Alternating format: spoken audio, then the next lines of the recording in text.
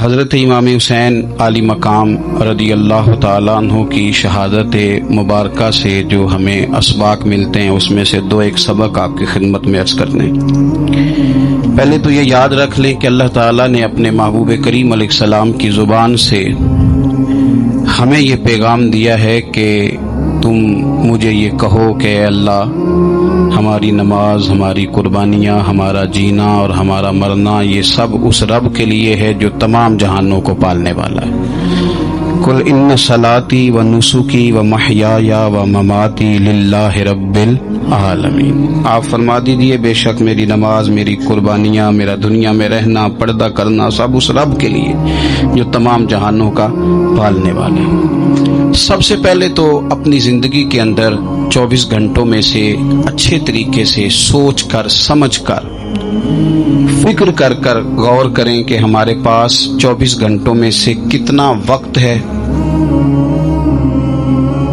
جو ہم نے صرف اس لیے صرف کیا ہے کہ ہمارا دین کچھ تھوڑا سا آگے بڑھ جائے اور دین کے لیے ہم کچھ اپنے آپ کو پیش کر سکیں۔ اپنے وقت کا تعین کریں، اس کے بعد پھر اپنا جتنا مال اللہ نے دیا ہے اس مال میں سے آپ دیکھیں کہ ہم کیا اس میں سے اتنا کچھ نکال رہے ہیں جو تھوڑا بہت ہمارے مذہب کے لیے، دین کے مشن کے لیے کام آ جائے۔ کچھ نہ کچھ آپ باعث بنے دین پھیلانے کا۔ رسول کریم صلی اللہ علیہ وسلم نے اس ڈیوٹی کو اس رنگ میں بیان کیا ہے۔ حضور نے فرمایا کہ بلغوا انی ولو آیا، ایک آیت تم تک پہنچ گئی ہے، اب میں تمہاری ڈیوٹی لگا رہا ہوں کہ تم نے اس آیت کو آگے پہنچانا ہے۔ صحابہ اگر ابلاغ دین نہ کرتے، تبلیغ نہ کرتے، اپنے پاس چیزیں رکھتے تو ہم تک دین پہنچتا نہ۔ انہوں نے بڑی ذمہ داری کے ساتھ، روایت حدیث کا معاملہ ہو یا حفظ دین کا، بڑی ذمہ داری کے ساتھ پھر ہمارے محدثین نے محنت کی اور کتابیں جمع کر کے ترتیب دے کے ہم تک پہنچائیں۔ ہماری یہ ذمہ داری ہے کہ ہم خیر کی بات آگے پہنچائیں، خیر کی بات۔ ہمیں بڑی مثالیں آتی ہیں، بڑی ساری چیزیں ہمارے پاس ہوتی ہیں، بڑا کچھ ہم کہہ سکتے ہیں، بڑی ہمیں کہانیاں یاد ہوتی ہیں، تو یہ تو ہمیں الجھا دے گا یہ سارا معاملہ۔ کیا یہ اچھا ہو کہ ہم جمعے والے دن اپنے خطیب صاحب سے جو حدیث سنتے ہیں اسے اچھے طریقے سے ذہن میں بٹھائیں اور پھر پورا ہفتہ گھر کے اندر، بازار کے اندر، گلی کے اندر، دوستوں میں، بچوں میں جب بھی بیٹھیں تو اپنی بات مدینے والے رسول کی بات سے شروع کریں۔ اور آپ کو ذائقہ اتنا ملے گا کہ کسی نے حضرت ابو ہریرہ رضی اللہ تعالیٰ عنہ سے پوچھا تھا کہ آپ کو کیا شہد لگا ہوا ہے کہ ہر وقت لوگ آپ کے گرد بیٹھے رہتے ہیں، ہر وقت مجمع ہی رہتا ہے؟ کچھ لوگ ہوتے ہیں نا جی، وہ بیٹھ جائیں تو محفل ہو جاتی ہے، چلنے لگیں تو جلوس ہو جاتا ہے۔ کچھ لوگ ہوتے ہیں، تو کہا حضرت آپ کون سا شہد ہے؟ تو حضرت ابو ہریرہ فرمانے لگے شہد میاں کوئی بھی نہیں، میں نہ کسی کو اپنی بتاتا ہوں، نہ باپ دادا کی بتاتا ہوں، نہ برادری قبیلے کی بتاتا ہوں، میں تو جس کو بھی بتاتا ہوں محمد عربی کی بات ہی بتاتا ہوں۔ تو بس یہ آپ سمجھ لیں کہ میری بات بن گئی ہے تیری بات کرتے کرتے۔ تو ایک یہ بات آپ نے ذہن میں رکھنی۔ دوسرا پیغام میرا آپ کے لیے یہ ہے آج کی اس خوبصورت بزم میں کہ دین اور دیندار لوگ ایک نیکی کریں کہ وہ لوگوں کے دلوں میں اگر دین کی محبت نہیں بھر سکتے تو کم از کم نفرت تو نہ بھرے۔ اب تو یقین کریں کہ تکلیف روز بروز بڑھتی چلی جا رہی ہے۔ یوں لگتا ہے کہ دین دنیا میں صرف بحث کرنے کے لیے ہے، لڑائیاں ہی لڑائیاں، مناظرے ہی مناظرے، بحث ہی بحث۔ کیا شکل دکھا رہے ہیں ہم لوگوں کو مذہب کی کہ اس میں صرف بحث ہے، لڑائی ہے۔ نبی پاک صلی اللہ تعالی علیہ وسلم کم ناراض ہوتے تھے، لیکن مسلم شریف میں حدیث ہے، کچھ لوگوں نے شکایت لگائی کہ یا رسول اللہ صلی اللہ علیہ وسلم ہماری مسجد کا امام لمبی نماز پڑھاتا ہے۔ کوئی اتنا قابل تعزیر جرم تو نہیں تھا، نماز لمبی پڑھاتا ہے۔ تو مسلم شریف میں ہے کہ اللہ کے محبوب صلی اللہ تعالی علیہ وسلم غضبناک ہوئے، اور لفظ کیا ہے؟ حضور فرمانے لگے میں لوگوں کو دین کے قریب کرتا ہوں، تو دور کرتا ہے۔ فرمایا خود پڑھنی ہو تو جتنی مرضی لمبی پڑھنا، لیکن لوگوں کو مختصر نماز پڑھا تاکہ وہ دین کے قریب آئیں۔ حضور مفتی اعظم عالم اسلام شہزادہ اعلی حضرت शेख मुस्तफ़ा रज़ा खान साहब रहमतुल्लाह अलैह, हमारे दादा मुर्शद, आपके खिलाफ कुछ लोगों ने किताब लिखी और बरेली शरीफ के उर्स में वो किताब बांटी गई। 24 सफ़र को उलमा की वहाँ मीटिंग होती है और हज़ारों उलमा उसमें रासिखुल इल्म लोग वहाँ मौजूद होते हैं, रासिखुल अकीदा। हुज़ूर मुफ्ती आज़म ने वो किताब सामने रखी और किताब सामने रख के उलमा से कहा कि ये शरई एतराज़ है मुझ पर और ये उसका जवाब है, ये शरई एतराज़ है, ये उसका जवाब है, ये शरई एतराज़ है, ये उसका जवाब। जो शरई एतराज़ थे उनके जवाबात दे दिए। फरमाया कुछ इन्होंने ना इखलाकी एतराज़ात किए हैं, तो मैं किसी की ज़ात पर उतर कर बात नहीं करना चाहता। कुछ इन्होंने ज़ाती एतराज़ात किए हैं और जो मुहज़्ज़ब कौमें होती हैं वो किसी शख्स की शख्सियत पर उतर कर, नीचे उतर कर बात नहीं करती। तो ये शरई एतराज़ात थे, ये जवाब है। तो उलमा ने पूछा कि हज़रत ये किताब कब छपेगी? तो आप फरमाने लगी छपेगी कोई नहीं है। कहा हुज़ूर ने आपके खिलाफ लिखा है तो आप कहते हैं छपेगी नहीं, आपको भी तो छापनी चाहिए। तो आप फरमाने लगे यार जी उन्होंने लिखा है तो कुछ बंदे ना इस किताब की वजह से मुझसे कट के उनसे जुड़ गए। तो अब जब उनका ज़हन मुझसे कटा है, किसी और की तरफ जुड़ा है, तो मैं जवाब लिखूंगा तो वहां से भी कट जाएंगे, तो फिर मुंतशिर हो जाएगा उनका ज़हन, हो सकता है किसी गुमराही की जानिब चले जाएं। तो चलो मेरी एक ज़ात हदफ़े तनकीद बनी है तो कोई हर्ज नहीं। मैं नहीं चाहता कि मेरी वजह से कुछ लोगों का ज़हनी नुकसान हो। मैं लोगों को मुस्तफ़ा के दीन का प्यार देना चाहता हूँ, दीन से बेजार नहीं करना चाहता। मेहरबानी फरमाएं। मैंने जुमे में भी यूं दोनों हाथ बांध के कहा था, तकरीर करने वालों, नकाबत करने वालों, बस करो। आप अपनी तकरीर चमकाने के लिए कौम को तकसीम कर देते हो। हक की बात के इजहार का माना लड़ाई तो नहीं होता। हमारे जितने बुजुर्ग थे वो सारे हक की बातें करते रहे, लेकिन इतना इंतशार, इस कदर ज्यादा जो है वो तानाजनी, इस कदर ज्यादा खौफ का मेयार। और मैंने जुम्मे में भी कहा था, फिर कहता हूं, इस जमाने में जितना को ज्यादा शरारती होता है उतना ज्यादा वो ताकतवर होता है। शरीफ आदमी शरारती का मुकाबला कैसे करेगा? हमने शरारती लोगों को मजबूत कर दिया। तो दीन से नफरत नहीं दिलाएं, लोगों को दीन के करीब करें, लोगों को दीन की मोहब्बत दिलाएं, लोगों को दीन के करीब करें, दीन का ज़ौक़ दिलाएं, लोगों को करीब करें। आज की बात है, एक दोस्त बड़ी दूर से आया है, आज की बात बड़ी दूर से। उसने मुझसे आके कहा कि हज़रत साहब अब तो मेरी हालत ये है कि मैं गुनाह कर करके तंग आ गया हूं,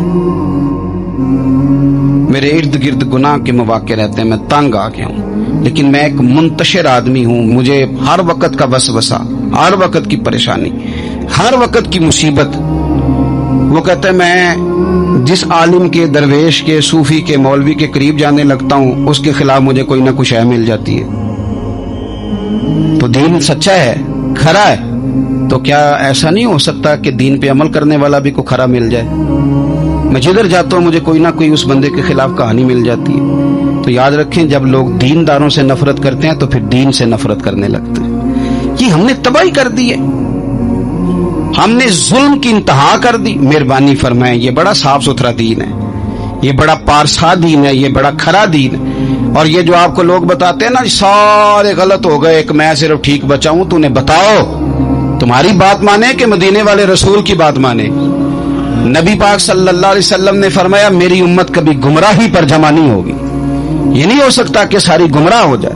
तो इसलिए इंतशार का मिजाज छोड़ें और लोगों को मीठा, ठंडा, प्यारा, खूबसूरत दीन लोगों तक पहुंचाएं। मीठी बात करें और अच्छे तरीके से लोगों तक पैगामे हक पहुंचाएं। लोग कहते हैं जी मैं बात सच्ची करता हूं इसलिए तलख रहता हूं। नबी पाक से ज्यादा सच्ची बात तो कोई भी नहीं करता था। हुजूर बात भी सच्ची करते थे और लहजा भी शहद से ज्यादा मीठा होता था। तो ये कौन सी कहानी सुना रहे हो? नहीं कि मैं कड़वा इसलिए हूं कि मैं सच बोलता हूं। सच कड़वा नहीं होता, सच तो शानदार होता है, सच तो सोना होता है, सच का तो चेहरा निखरा हुआ होता है। सच कहाँ कड़वा होता है?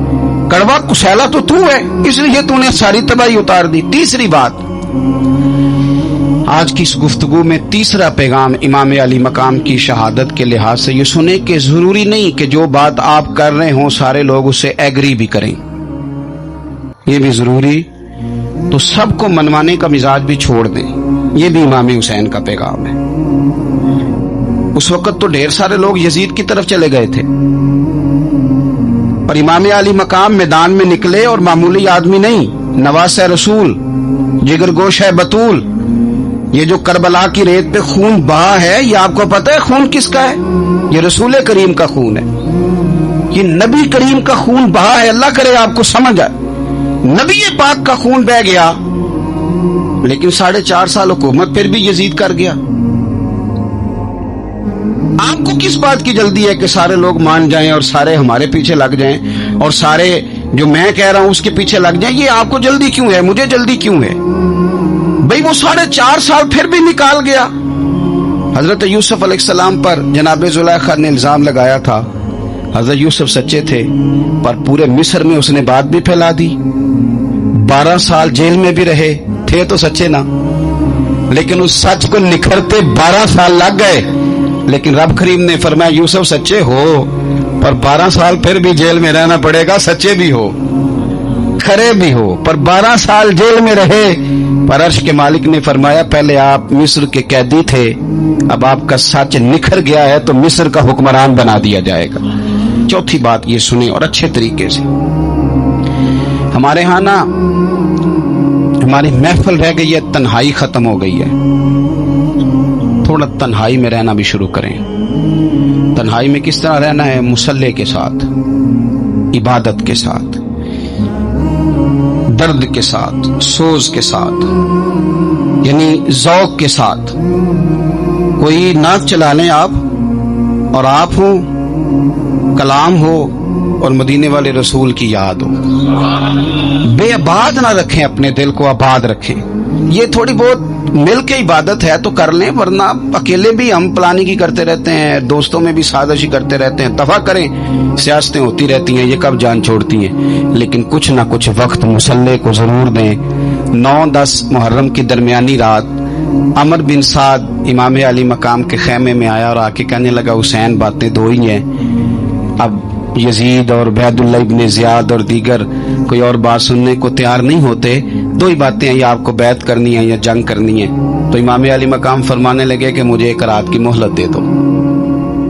1 رات کی مہلت، سویرے بتاؤں گا کیا کرنا ہے. 9-10 کی درمیانی رات عمر بن سعد نے کہا ٹھیک ہے میں سویرے آ جاؤں گا. تو عمر بن سعد خیمے سے باہر نکلا تو حضرت عباس بن علی، حضرت عباس رضی اللہ تعالیٰ عنہ حاضر بارگاہ ہوئے تو امام علی مقام سے عرض کرنے لگے بھائی جان مجھے پتہ ہے سویرے آپ نے کیا فیصلہ کرنا ہے، اور آپ کو بھی پتہ ہے سویرے کیا فیصلہ کرنا ہے. تو یہ بد باطن قسم کے لوگ ہیں، یہ سوچیں گے پتہ نہیں حسین کمزور پڑ گیا. تو ابھی بتانا تھا کہ ہم نے بیعت نہیں کرنی. آپ نے رات مہلت کیوں مانگی؟ یہ پتہ نہیں رات کیا کیا بدگمانیاں سوچیں گے. فیصلہ تو سویرے بھی وہی ہونا ہے اور اب بھی وہی ہونا ہے کہ ہم یزید کی بیعت کرنے کو تیار نہیں ہیں. تو آپ یہ بھی بات کر دیتے. تو امام حسین فرمانے لگے عباس تیرا کیا خیال ہے؟ میں نے سوچنے کے لیے ٹائم لیا ہے. تیرا کیا خیال ہے کہ میں نے کوئی نئے راہ تلاش کرنی ہے؟ کوئی مجھے اور کسی فوج کے پہنچ جانے کی امید ہے؟ کہا نہیں، مجھے کچھ بھی نہیں کرنا، نہ کچھ سوچنا ہے. فیصلہ بھی وہی ہے جس کا تجھے پتہ ہے. لیکن بھائی یہ آخری رات بچی ہے، کل حسین دنیا سے جائے گا. آخری رات بچی ہے، دل کرتا ہے کہ آج کی رات نہ میں رج رج کے اپنے رب کو سجدے کروں، میں جی بھر کے اس کی عبادت کروں. یہ پیشانی اس کے حضور ناز جھکے. او یار حسین ابن علی تو ایک رات باقاعدہ بچائیں کہ میں نے اللہ کے حضور حاضری دینی ہے اور تو ساری راتیں ضائع کر دیتا ہے. تو تنہائی میں کچھ نہ کچھ عبادت کریں.